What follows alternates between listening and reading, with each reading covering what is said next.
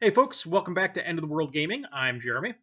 Today we're going to be talking about the Drune clan for the upcoming 200 point battle report projects that I've got going. Um, what can I say about the Drunes?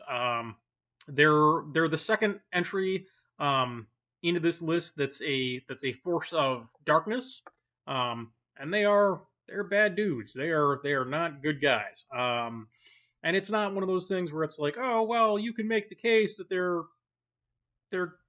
sort of super secret good guys. No, these are dudes who are bad and they know they're bad. They're not even trying to pretend that they're not. Um, so let's get started. Let's just go ahead and dive in.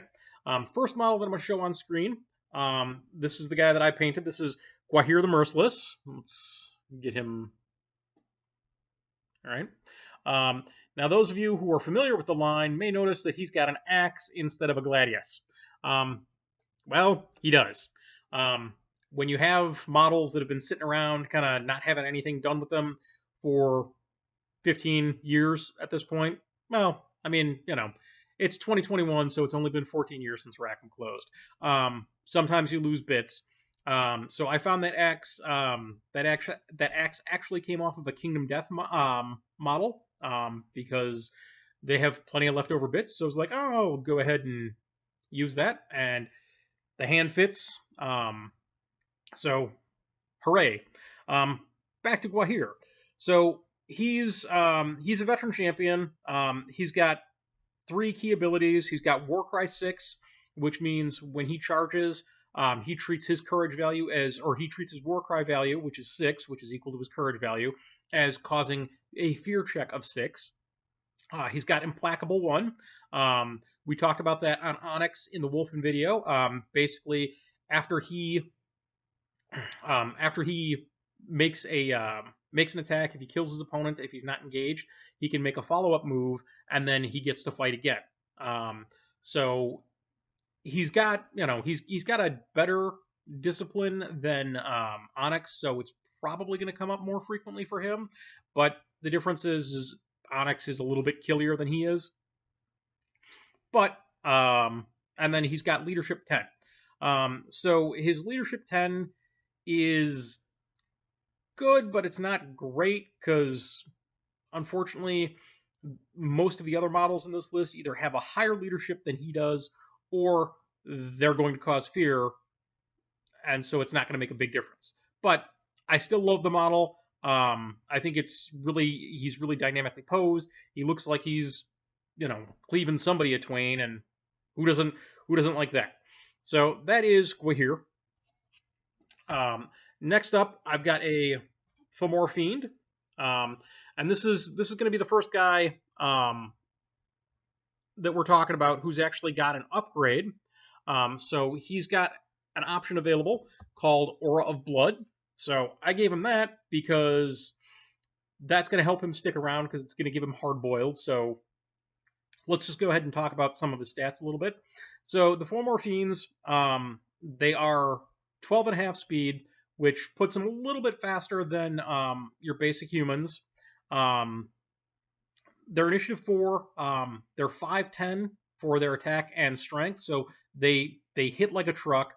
They're 4'8, so their defense is good. Their resilience isn't amazing, but they're going to be able to stick around thanks to two key abilities. One of the abilities is going to be Regeneration 5, which is going to make it more difficult to kill them if they make it into the end phase because they'll have the regeneration roll. And then the other one is going to be it's going to be Possessed. So Possessed lets them read their wound penalties as one lower. So if he's at a -2 for being moderately wounded, he's only at a -1. So that means that effectively he ignores stunned, and he ignores light wounds. So you've got to kill the crap out of this guy, which with hard boiled and an 8 resilience is going to be pretty tough. So I dig him, and once again, let me just put him up on screen. I don't know what I was thinking when I went with this kind of red for the skin tone, but I think it pops a little bit with the hair, with the mane on the back. I probably wouldn't do it again, but That's those guys. That is the Formor Fiend.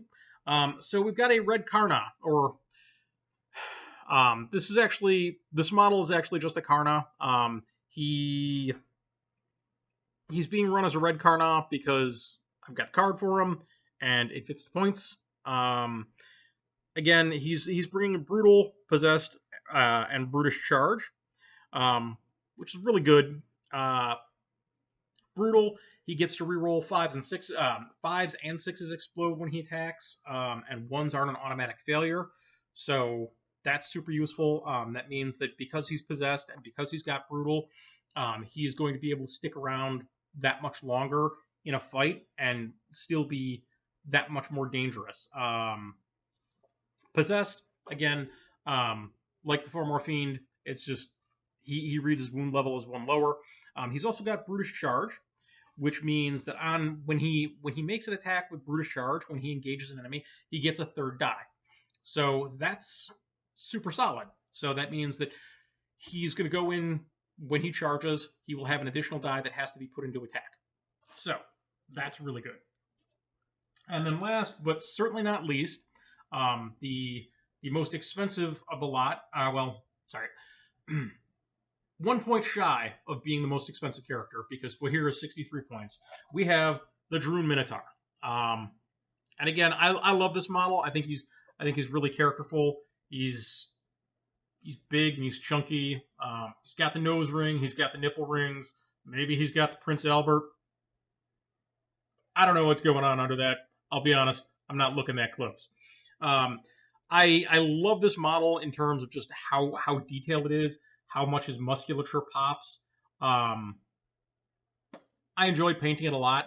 I think it's, again, it's weird choices on some of the coloration. I can't lie. I don't know why I gave him the bright, pinkish hair. It just seemed like the thing to do at the time. So he's got Fierce. He's got Brutish Charge. He's got War Fury. What do I say about War Fury and Brutish Charge? Oh yeah, I'm rolling 4 dice if I charge you. That's going to be bad times. And again, he hits like a truck because he's attack 5, strength 11.